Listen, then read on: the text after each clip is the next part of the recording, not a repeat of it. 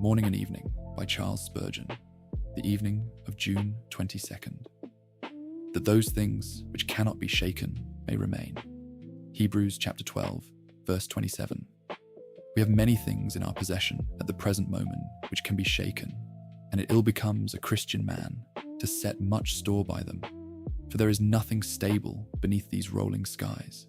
Change is written upon all things, yet we have certain things which cannot be shaken, and I invite you this evening to think of them, that if the things which can be shaken should all be taken away, you may derive real comfort from the things that cannot be shaken, which will remain. Whatever your losses have been, or may be, you enjoy present salvation. You are standing at the foot of his cross, trusting alone in the merit of Jesus' precious blood, and no rise or fall of the markets can interfere with your salvation in him. No breaking of banks, no failures and bankruptcies can touch that. Then you are a child of God this evening. God is your Father. No change of circumstances can ever rob you of that.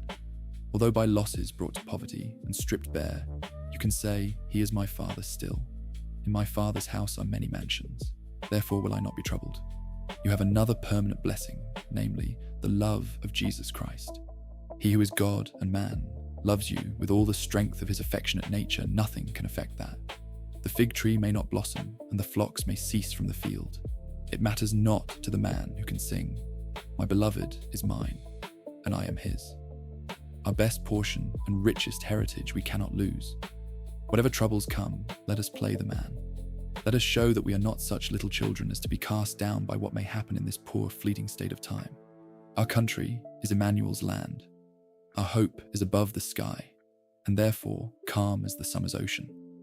We will see the wreck of everything earthborn, and yet rejoice in the God of our salvation.